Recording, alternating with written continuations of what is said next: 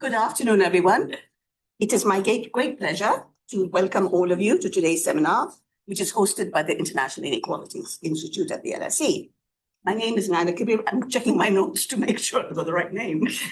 My name is Nana Kabir, and I'm Emeritus Professor of Gender and Development at the LSE's Department of International Development and Director of the Gender, Justice and Wellbeing Economy Research Program, also located at the International Inequalities Institute. I take great pleasure in welcoming today's speaker, Dr. Keetie Roelen.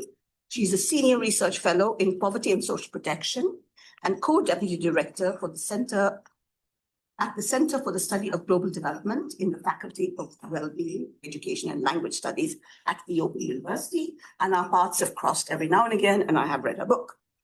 So she will speak for about 45 minutes, and then there will be about 15 minutes for all of you to ask questions.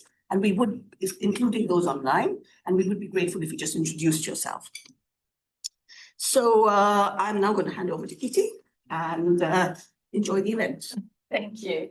Thank you, Naila, and thank you for the invitation to come to the Inequalities Institute. It's a real pleasure to be holding this seminar, which is about examining poverty and poverty reduction through the lens of empathy and dignity, primarily through the lens of empathy. And what I would like to do in this seminar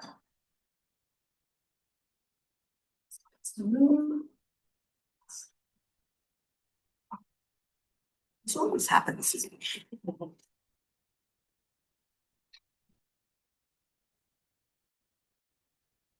Is, like I mentioned, interrogate popular perceptions as well as the policies that seek to address poverty. So that could be anti-poverty interventions as well as welfare through the lens of empathy and dignity. I'm going to talk through various components to build up my argument. First, I'm going to very quickly touch on some definitions of dignity and empathy, so we're on the same page in terms of what we're talking about. And then I want to unpack some misconceptions and double standards that underpin a lot of the attitudes to poverty and then also inform our ways to tackle poverty, which then bring us to a conversation around why we might think about there being a deficit of empathy and how we can reverse that in terms of how empathy can promote more dignified and possibly more effective policies. Now, Naila kindly already mentioned my book, The Empathy Fix, Why Poverty Persists and How to Change It. A lot of what I'm going to talk about today is based around what I frame in that book. And a lot of what's in the book and also what I'm talking about today is also based on my podcast, Poverty Unpacked, which has been going for 5 years. And I've been speaking to lots of experts of all kinds, so within academic institutions, but also with lived experience and everything in between to inform the thinking around how empathy can play a role. And one of the, I would say, most compelling quotes that has come out of these conversations is from Caroline, who's in Northern Ireland. She's mentioned in the introduction of the book. And when we spoke, when she was talking about needing to collect food parcels from a food bank, she said, has our society become so inhumane that we think it's okay for people to have to get food, especially in a country as rich as ours? So I think that's a really good starting point to set the tone for today's conversation. Right, so first, a little bit about definitions. So in terms of dignity, I'm drawing on work by the Dignity Project, which is within ID Insight, who do a lot of work around dignity and development.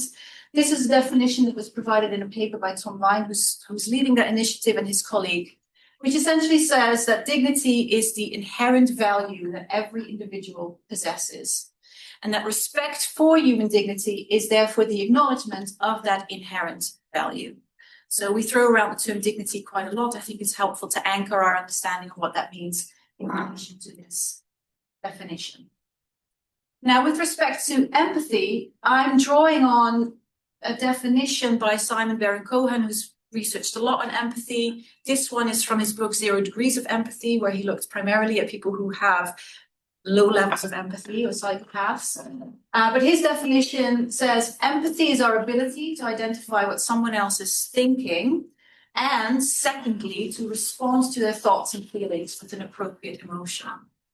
And I want to highlight this definition because there's quite a lot of discussion around what empathy is and what empathy isn't.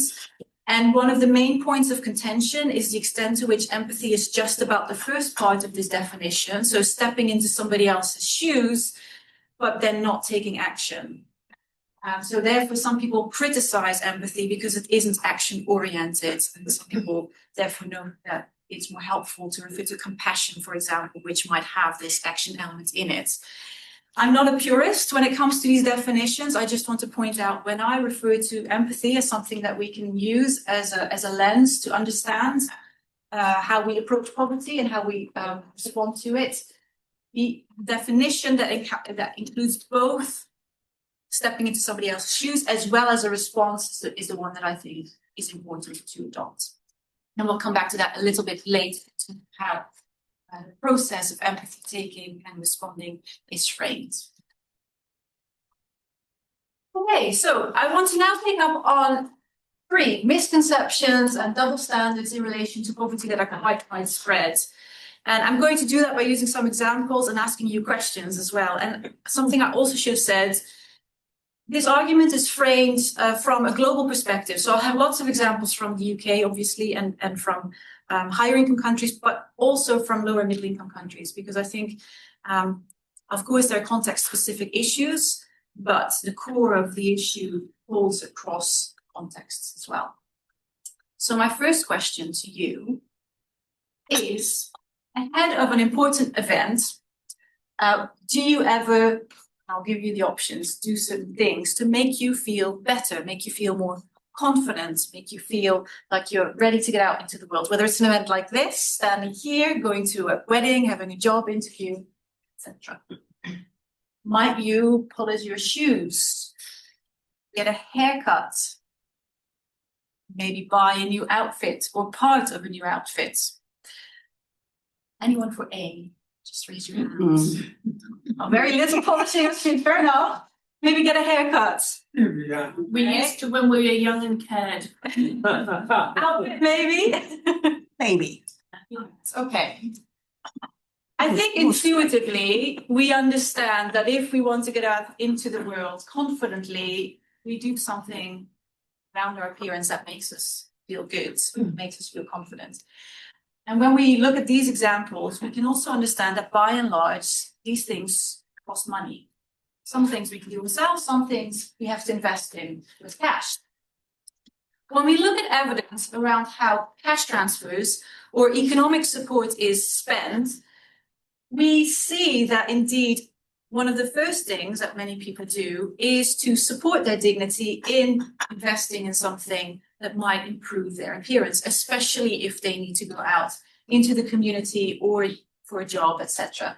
So this is an example from an evaluation that we did of an economic inclusion or a so-called graduation program in Burundi, together with Concern Worldwide, more than 10 years ago now. And this is a group of women that was part of the so-called Tirintambwe program, which translates into taking one step forward. And when we asked them about how they spent the first transfer that they received, they all said that they spent it on these beautiful, colorful cloths. And when we asked them why, they said they were now better respected in the community. They were chosen for certain community events. And they say, I do not think I would have been chosen if I had the same clothes as before. This is all very intuitive, right? It makes sense. It supports the confidence. However, when we start looking at how we think people with less money should spend their money and whether that's actually a worthwhile cause to spend your money on, all of a sudden, judgments become quite different. Last year, we did some research in Milton Keynes, which is where the Open University is based, just north from here. And we asked residents around the city about their perceptions of poverty in Milton Keynes and whether poverty was a big problem, but also what causes poverty. It was a closed survey, but there was also opportunity for open responses. And one of the things that various respondents picked up on was the presence of nail bars in the city, especially in more deprived areas. So just to pick up on the last sentence in this quote, somebody said, just look at the number of and how busy nail bars and beauty bars are in deprived areas, and then tell me that they are in poverty. So this very clear notion that if this is something where people with less money spend their money on, then surely they must have enough, because otherwise they wouldn't make that choice. Completely opposite to what we were just talking about.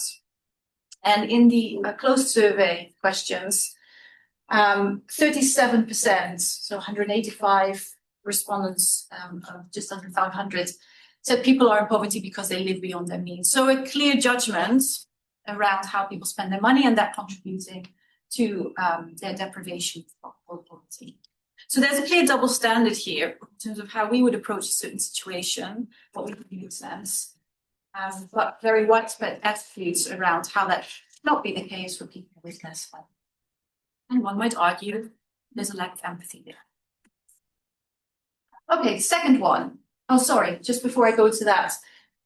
There is this double standard, but there's also this then feeds into this widespread misconception about how cash is spent. So we have judgments and opinions about how cash is spent, whether that's right or wrong, but also these widespread concerns around cash transfers being spent on things we don't like, such as alcohol and tobacco, or reduction in the number of hours worked. This was a study that was published last year, where policymakers were asked about the impact of cash transfers in their opinion, and this, the authors then mapped it against the actual evidence. So there was a lot of concern about an increase in spending on alcohol, tobacco, and drugs, and a decrease in working hours, which was not in line with the actual evidence. So we have double standards when it comes to how people spend their money, but we also have misconceptions about how cash is actually spent, all of which add up to, I would say, a toxic mix of understanding how benefits impact people's lives. Second one. For all consumers, I think many of us are travelers. What are some of the perks that you might have received for free? Some freebies that you get when you go to a conference, or when you step onto a plane, or when you spend money. It's not multiple choice questions, so you can just throw out any answers. Food and drink. Food and drink. Food and drink, yes, just right here at the back, yeah. Yes. Bath salts and lotions and Bath salts. lotions and creams. In hotels, I might imagine. Yes. Anything else? Chocolates. Chocolates, yeah. When we spend money, we get stuff in return for free. When I've asked this question before, responses that people give are pens, water bottles, both bottles with water in it, as well as those nice bottles that you can reuse. Notepads, but also vouchers to keep you coming back, or discounts that you build up because you spent so much money over time at the same store and the same supplier. If you spend money, you get freebies in return.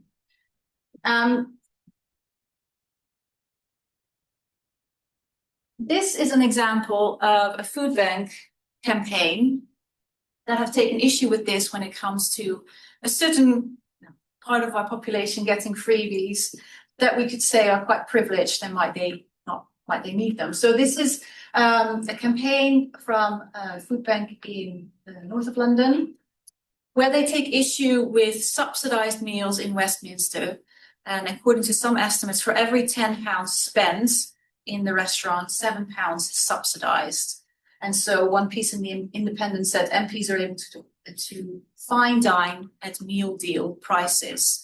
So real suggestion that there's something wrong here with so much subsidies going to somebody, people who already have lots of money and power, of course, in relation to that money.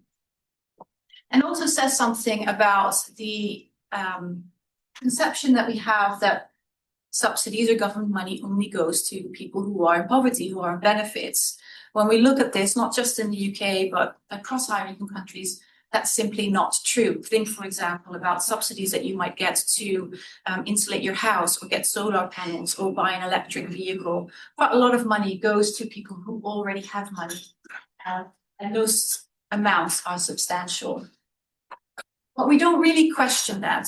But what we do question is freebies for those with little money. So this goes back to the point about food banks that Caroline made earlier. This is a striking graph from the Trussell Trust that tells us something that we probably all already know, which is the explosion in food supply through food banks in the last 10, 15 years. In 23, 24, 3.1 million food parcels were distributed by the Trussell Trust alone. Now, one could argue this is food for free, so people do get food or stuff for free. But it comes with conditions. You have no choice about what food you get, and also you need to collect vouchers. You can't just rock up and get your food parcel, and it's very limited on how many parcels you get.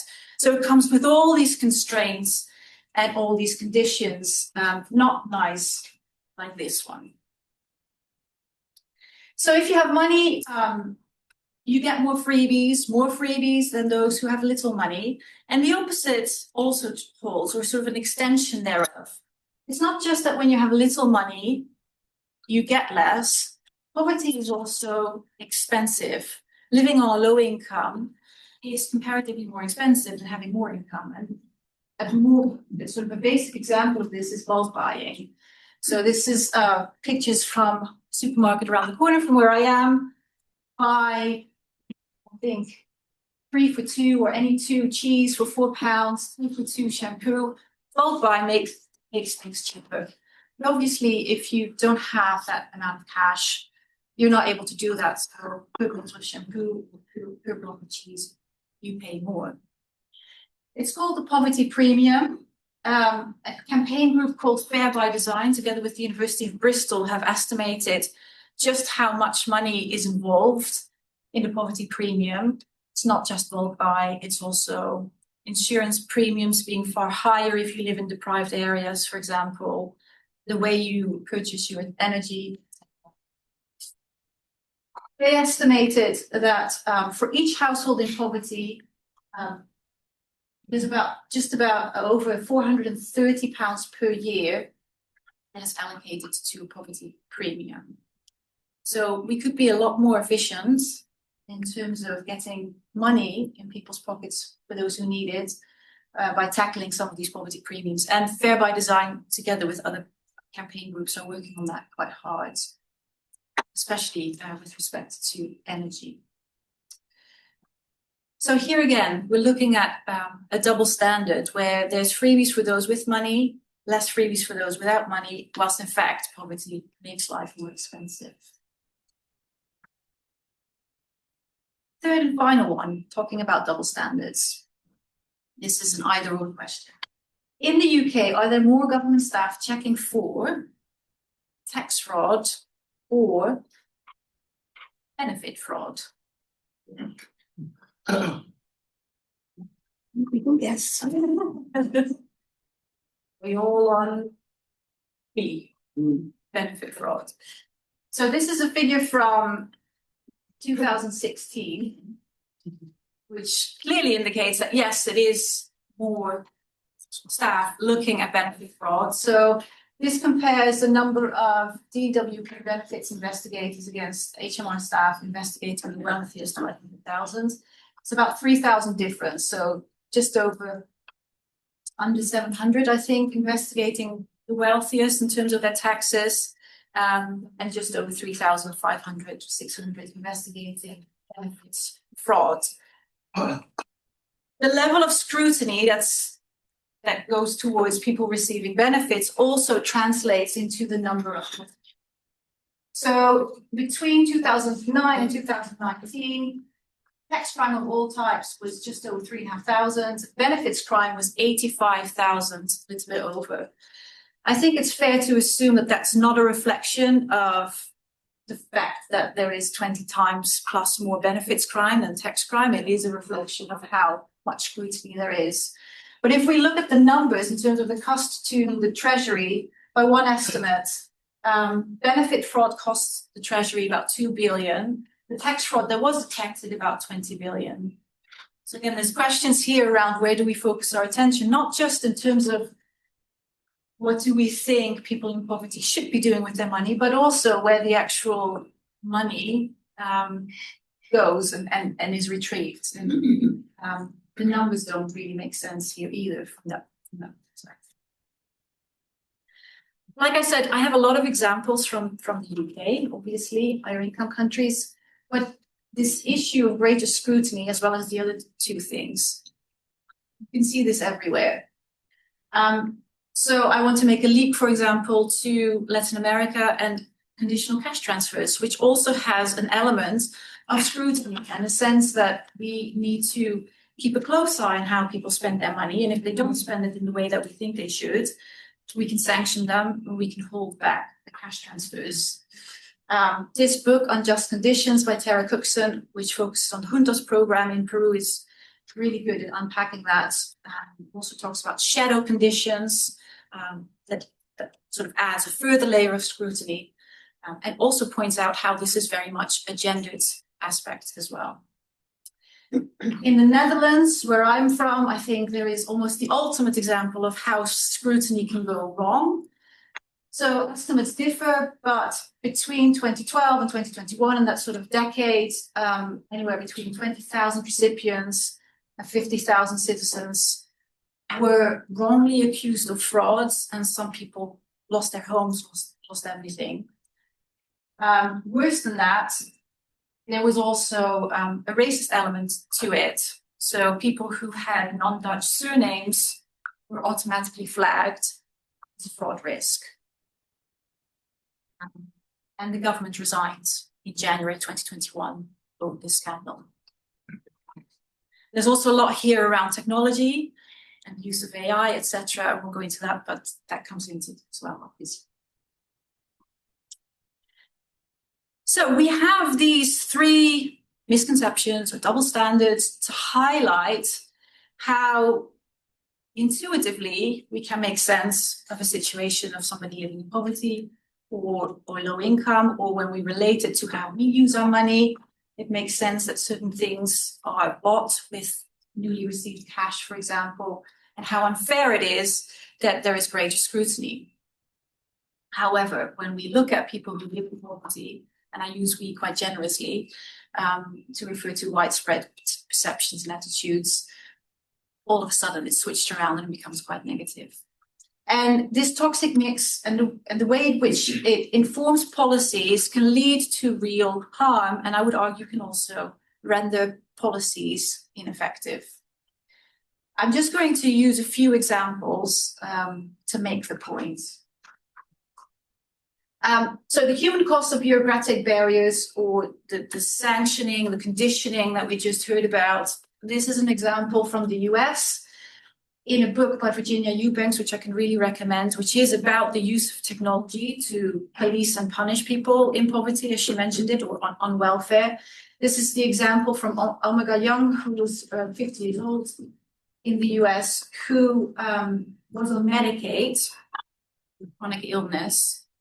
She missed an appointment because she had a hospital appointment. She missed a recertification appointment for the welfare because she had a hospital appointment. She informed the welfare authorities beforehand. Somehow that got missed. She missed her appointment. She was, and she immediately lost her benefits, even though she was in a very, very poor health condition.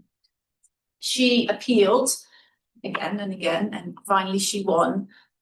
Her chronic illness meant that she couldn't benefit from having her benefits reinstated. She died before that happened.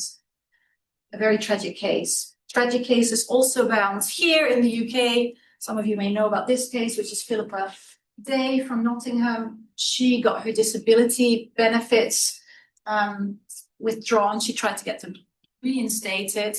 The process in dealing with DWP was so arduous, painful, and traumatic. And the final straw was when she tried to get her capability assessment to be done in the home rather than in the office. When that was rejected and she was met with quite a lot of resistance, she saw no other way than taking her own life. Now, this is, of course, one tragic case.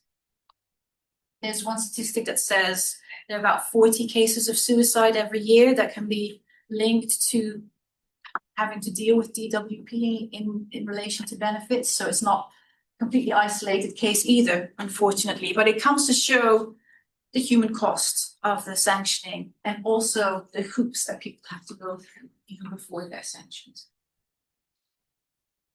And then I also want to point out it's not just about the cost of the lack of dignity. One could also argue it makes programs less effective.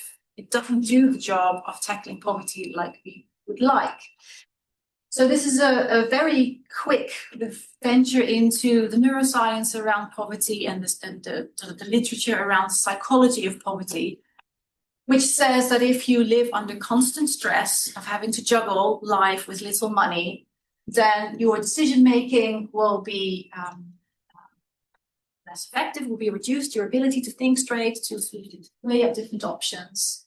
And if you then bring in this need to navigate a very bureaucratic and punitive welfare system or policies and programs, that reinforces the stress that you feel, and the cognitive bandwidth is further limited. So it becomes a self-fulfilling prophecy or a vicious cycle, and really undermines the things that policies would like people in poverty to do, to take smart decisions, financial decisions, economic decisions, entrepreneurial decisions to improve their lives.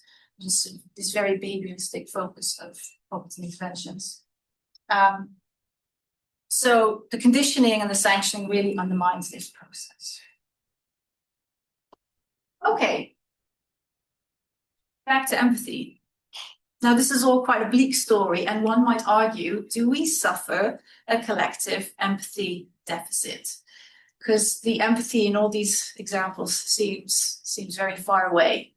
And there is some suggestion through these examples, and when we look at the field of welfare and anti-poverty policies, which are so focused on the individual and wanting them to do the right thing, that we might lack empathy, and also within our wider society and the world we live in. So I just want to take a quick detour to understand why there might be an empathy deficit, what might be reducing our empathy levels.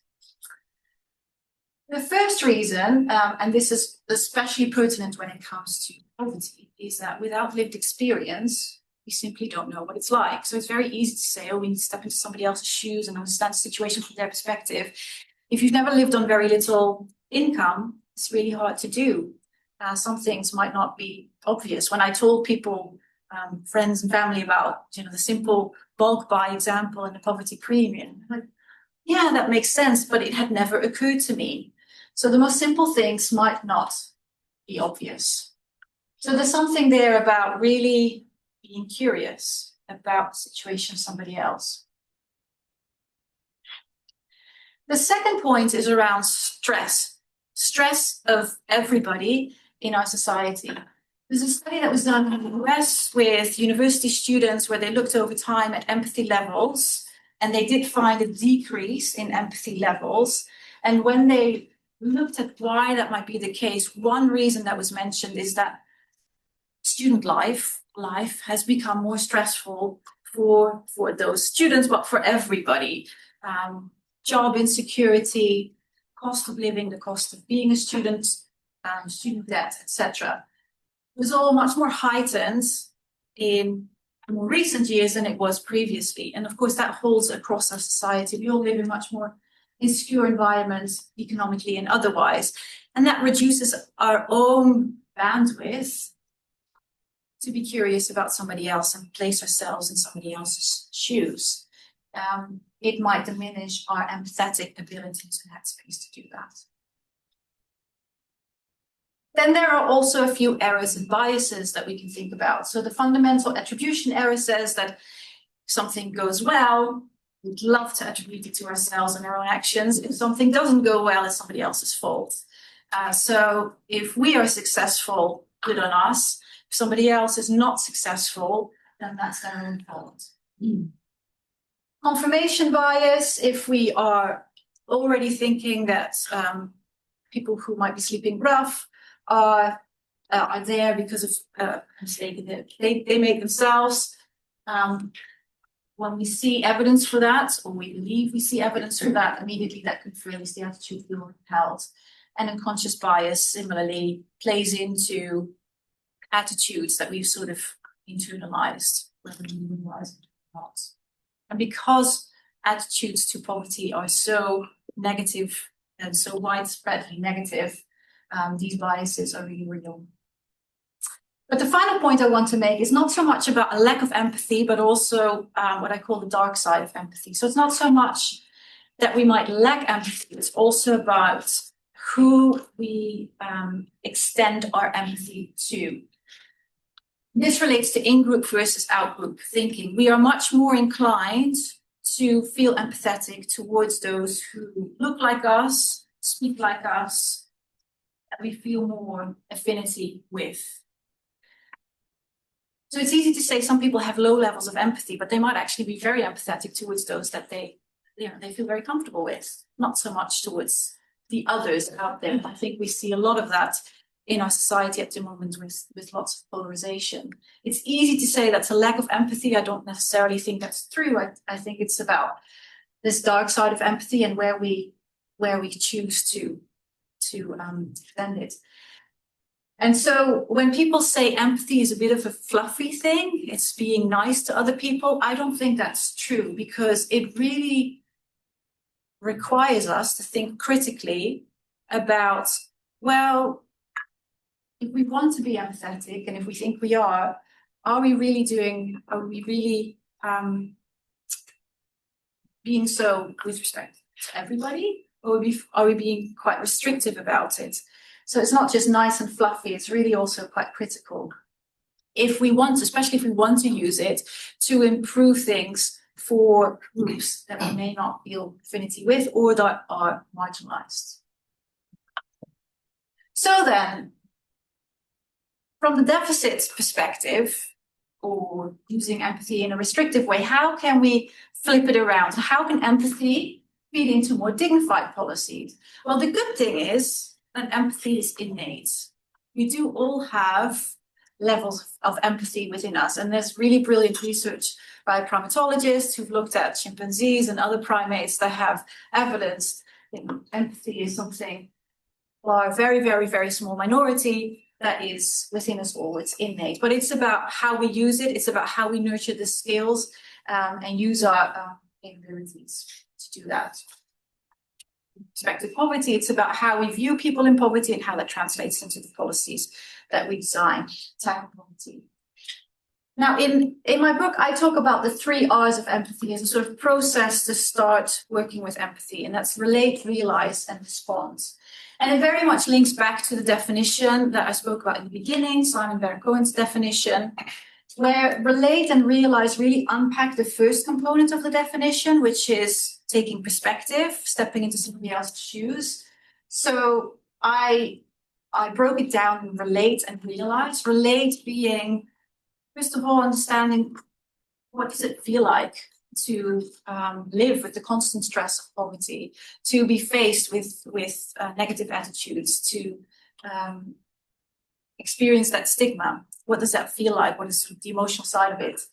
But realize is the more cognitive side of empathy, which is understanding how that experience is produced by the attitudes, the double standards, the misconceptions, and the way in which policies hold people back rather than help them forward. So it's a more systematic understanding of what's going on. And then the third one is response. So we need to take action to try and address this rather than just stay with the relate and realize. And the respond is the sort of the policy bit. And I'm going to talk about 4 policy perspectives. They're quite broad, but I think will help us in trying to take a more empathetic approach towards poverty reduction. The first one is around money and clarifying once more that money matters and the amount of money matters in reducing poverty. This is a slide from a report by UNICEF Innocenti, where they looked at poverty rates before and after taxes and transfers in OECD countries, basically making the point that countries that are more successful in reducing, in this case, child poverty, is where there are more generous welfare systems. So that very basic understanding of what policy should do holds here.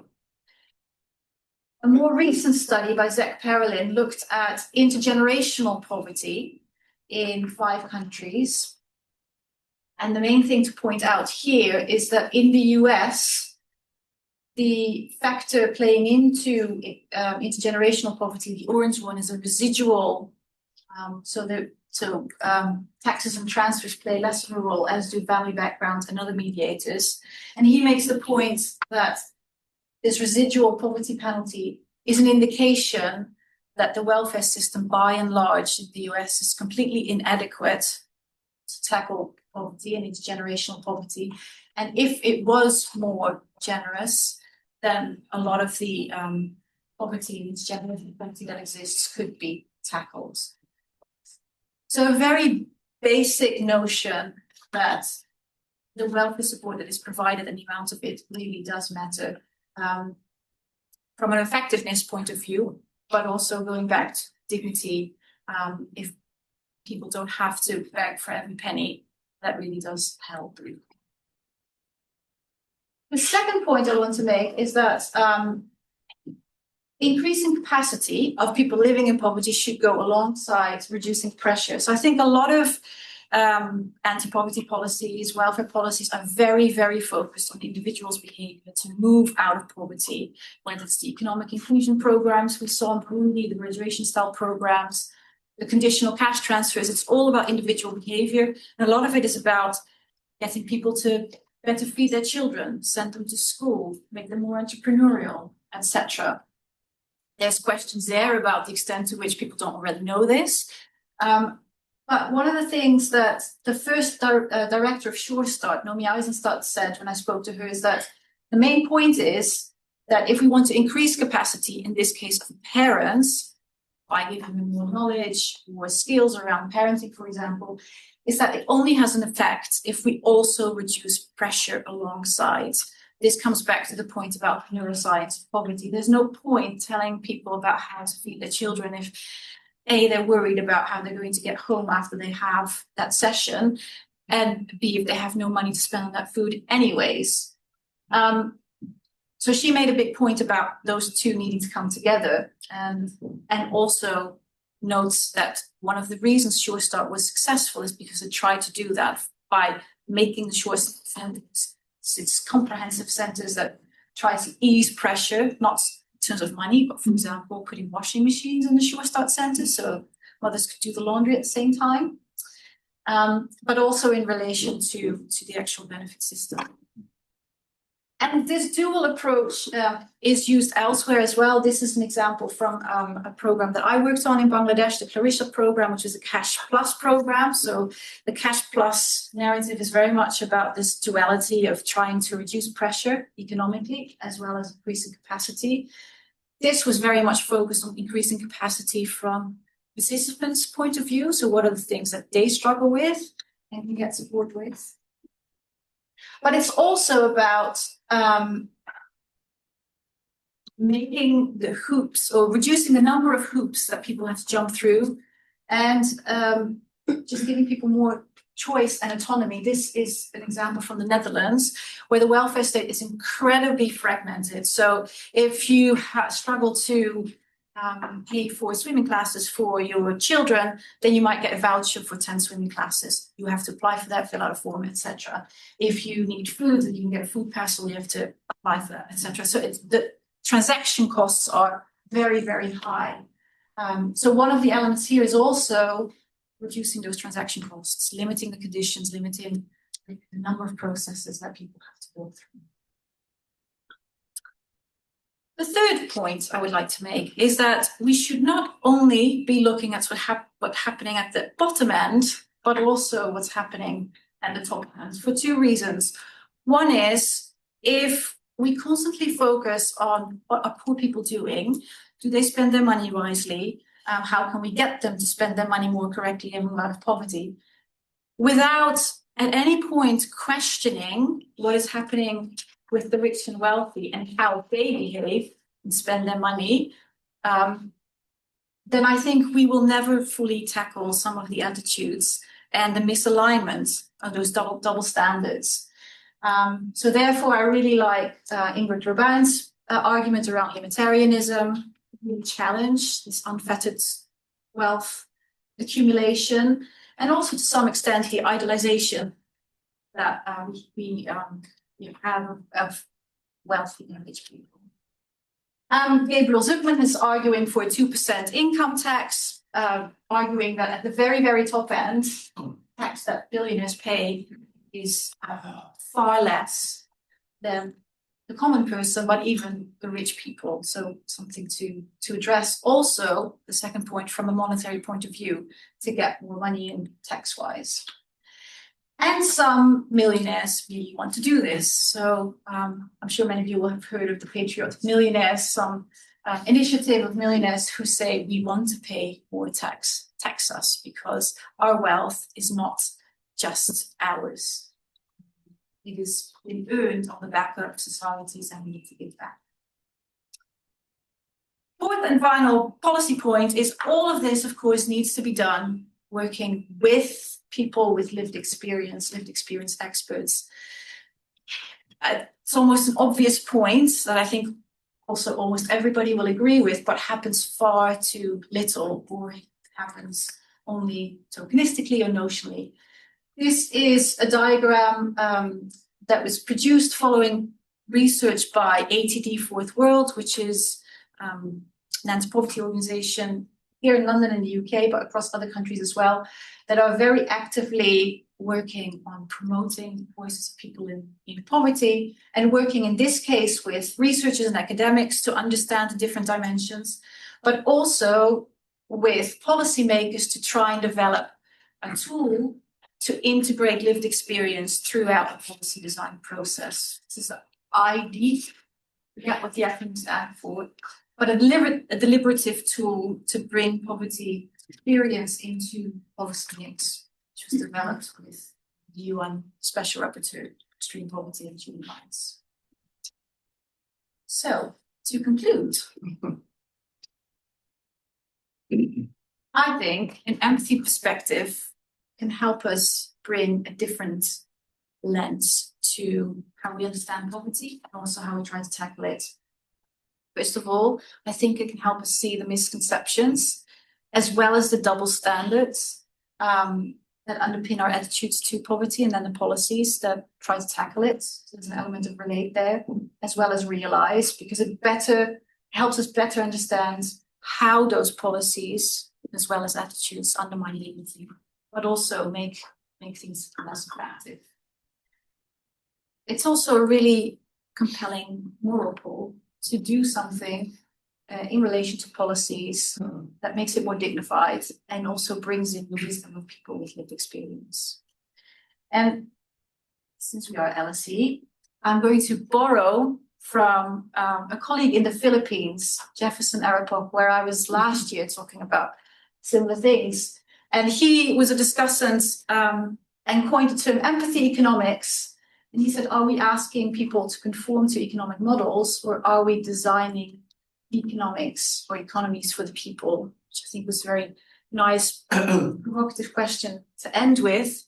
He took it one step further and also included a call to action for future economists, which says if we want to fix poverty, we must first fix how we see the poor. We must ask, how does poverty feel like for someone who's experiencing it, as well as the policies that try to tackle it, and gives us some indicators for what economics with empathy is. I will leave you with that. And thank you. Very thought-provoking. Before I open up and we welcome questions, we'll take it from the room first, and then people online may put it in the chat feature. I just wanted to say a couple of things. One of the things that really struck me was the tax fraud versus benefit fraud. I didn't realize that. I wonder what the returns are to That's fraud and medical fraud. How much money do you get back as a result? The other thing I think is, empathy is a lovely word. Behind it all is the issue of injustice. What we're seeing are instances of injustice that are really quite stark when we look at them, but also that it has a dark side. That, your empathy, you feel good being empathetic, but only about people like you. So, the word empathy should always be qualified by how universal this is, your empathy. And one little story is from the BRAC Ultra Poor program, the graduation program, which you talked about in your book. When we first started out, it was about reducing pressure as well as building capabilities. Building capabilities meant grad staff went and visited very periodically to talk to people about planning and so on. But the word they used at the beginning, which I objected to, was handholding. And I found that a little patronizing. So one of the battles I've had with BRAC is to turn the word from handholding.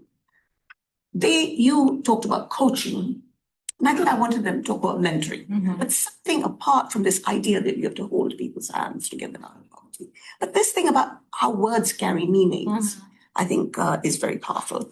So I would like to open up and questions first from here, Kirsten, and then you, and we'll take three. Anyone? Okay, three. Thank you. That was a really provoking presentation. So I want to be a little bit provocative and say that among the documents, the policy documents that I've read around the world on anti-poverty policies, one of the issues that is hardest to fix is this problem of the policy silos and fragmentation and benefit fragmentation, etc. And I've read numerous policy documents that have tried to fix that by instituting new systems. One of them is universal credit, which was designed to bring everything together, and you can also relate the UC system in terms of capabilities, providing people with the capabilities to advance. At the same time, the empirical evidence now shows people are completely trapped in it. So I was wanting to hear your thoughts, because empathy economics and how we think about poverty and all of these things are all concepts that figure in those documents, and yet in practice, the reality looks very different. And the other thing is there's a short-termism to our policies. So going into the Treasury and talking about empathy economics is probably stimulating to them, but telling them how much money they will save in the future if they invest now is probably a more compelling argument to them. And we seem to be very bad at estimating that accurately. Thank you. Thank you for your presentation. I enjoyed it. I have a question regarding your definition and how to measure it, because in your first slide, you mentioned empathy is a mix of two different things, identify and then respond. How do you measure it and how you compare it, since it's a subjective area? Have you seen anything maybe from experimental economics or something that you could give some light? Okay, and then the third person here. Yeah, Keetie, thanks very much for your presentation. I found it very interesting to kind of think about some aspects of empathy, and as you recall, this double standard about it. And the thing that most struck me when we talk about how policy design and policy is made from people, it's made by people from different aspects of different levels of the government. And then I was really struck by how policymakers have their opinions that is not based on actual data, but I mean, they do know the data. It's my, I think that it's maybe they think because they want to think this way. So it's like a choice. So it's unfair by design.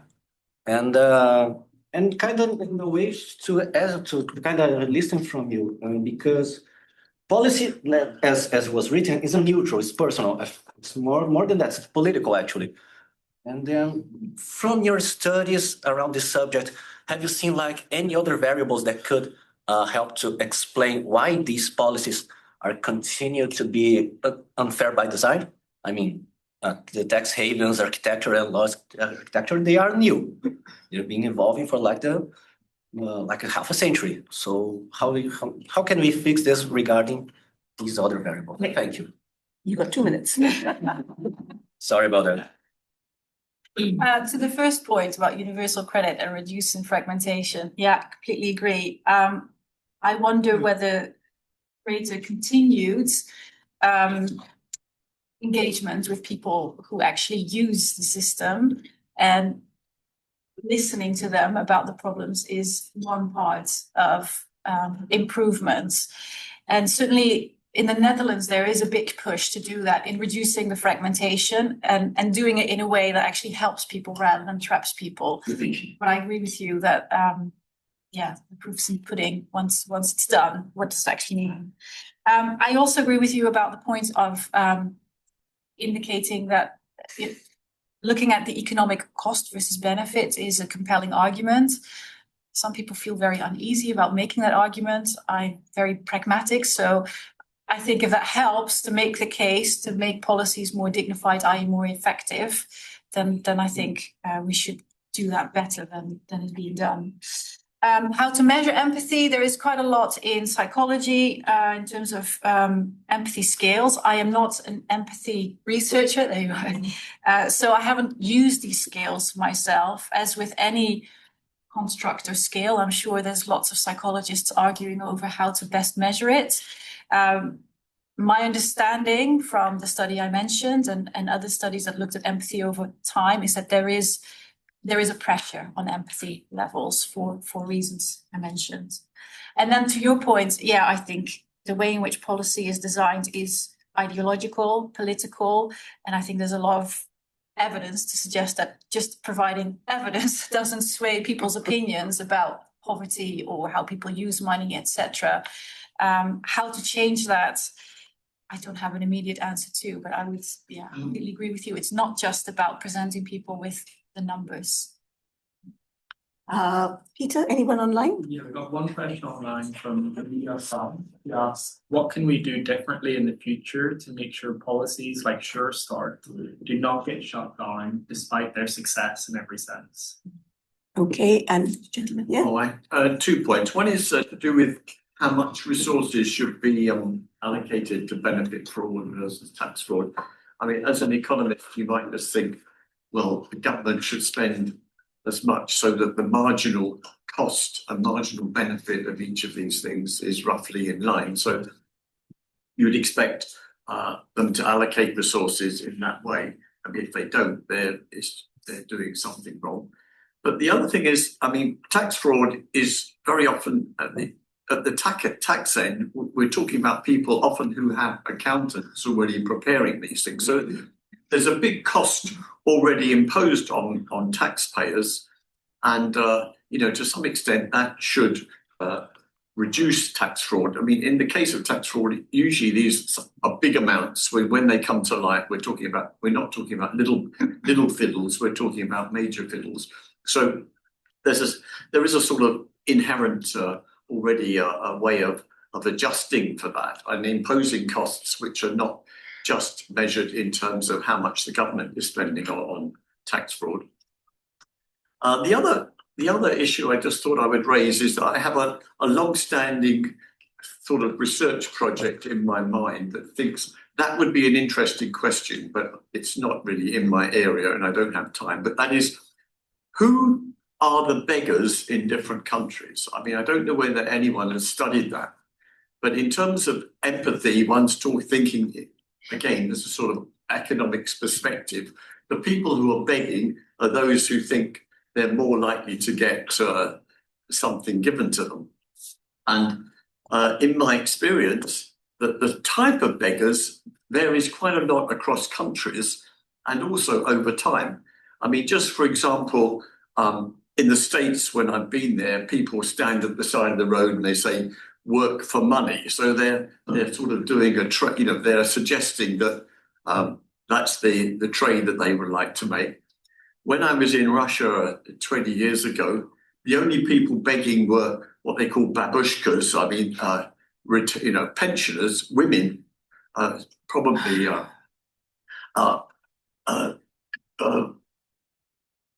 survivors who haven't got husbands, who haven't got much in the way of support. Or the other people that were begging in Russia were disabled, people with terrible disabilities, just appalling. I have never seen them in any other. Would you wrap up? Because we've just and then in England now, most of the beggars on the streets, it seems to be able-bodied people. And it's strange that all I can say is it's in other countries, people might not, our empathy is, do we empathise with these sorts of people? And that degree of empathy, I think, is reflected in who is begging on the streets. That at some points, pensioner beggars with certain sort of characteristics would not get any money in other circumstances or in other years. And a third, and then we'll. Sorry, George, third. I'll make it quick. Thanks very much. I found She's very quick, really. okay, precious. I found that really thought provoking, and I think my question was relating to, as I understood how you were drawing it, is it seemed very or more straightforward, your argument about empathy in relation to maybe us as researchers and how we approach our research problems, and then also in the sense of thinking about public attitudes and sort of public or wider discourses. But I wondered if you could say a bit more about policy systems and empathy. And I'm coming at this from a qualitative research angle and thinking about my own UK working age social security policy, where there's the entanglement that these systems, well, one, I think you could make quite a convincing argument that they are not maybe fundamentally interested or animated by poverty reduction. So I think, like, I'm not sure to draw that line, like there's rationales of things like efficiency, fiscal responsibility, offloads from benefits that all trump maybe poverty reduction. So how does empathy fit into that logic? And I suppose secondly, there's a whole aspect of how these policy systems actually work on the front line. I think especially your points around automation, this is all quite fragmented, but you know, what does it mean if you've not got a human to human interaction in your policy system? So I guess just could be really interested to hear a bit more about empathy in relation to policy systems and the mechanisms. You've got 5 minutes. Should I take one more? Sure. Give me time to think. Thank you so much for your presentation. I really enjoyed. Just a very quick question. Are there any studies that relate empathy to structural transformation? Those who are really kind of fighting against inequality. So how has empathy played a role in that? I was wondering whether any studies are there. Great, thank you. 4 minutes now. So first to the question online, which was, I think, around what can we do to avoid cuts to programs like, for example, Sure Start. It's very difficult. It comes back to what was said before about how policy choices and attitudes are not just informed by evidence, but also by ideology. I think early evidence does help because now we see the IFS come out with studies around how effective Sure Start has been. So maybe more evidence early on could help. But I think the reality is it's also a part of the political cycle in terms of how these programs survive or are reshaped or cut.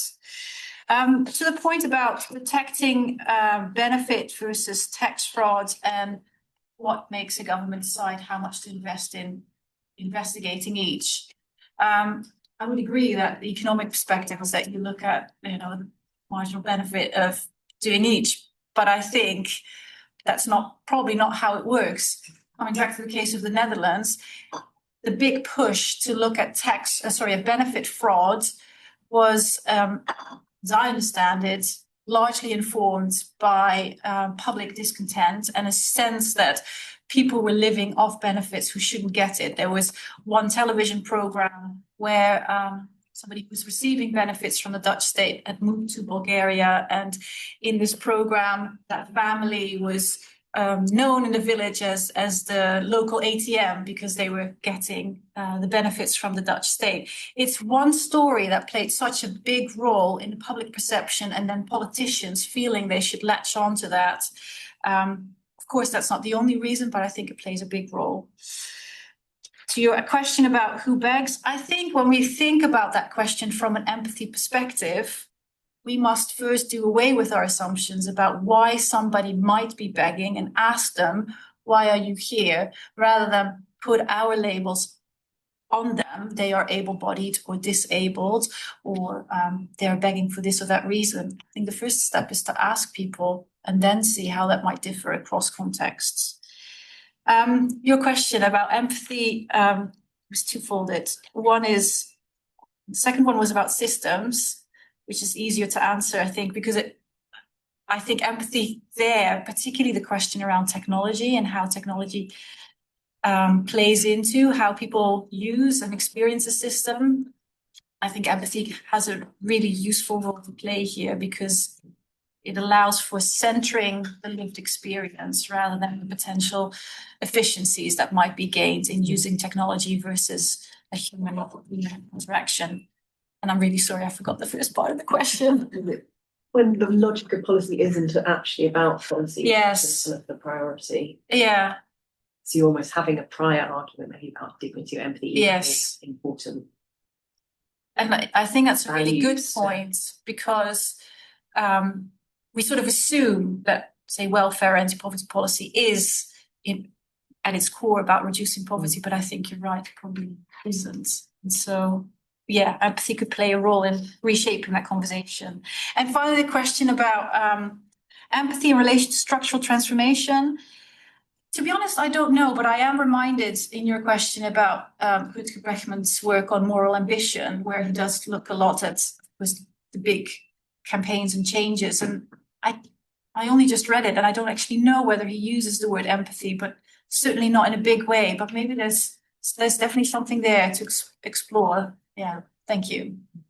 Well, thank you very much. Very thought-provoking, and I think it's left us all with examining our own attitudes. And I think this normalizing of people asking for food. You know, I came to this country in the 1970s, and the way that homelessness has been normalized over time is the most visible sign, I think, of what's going wrong.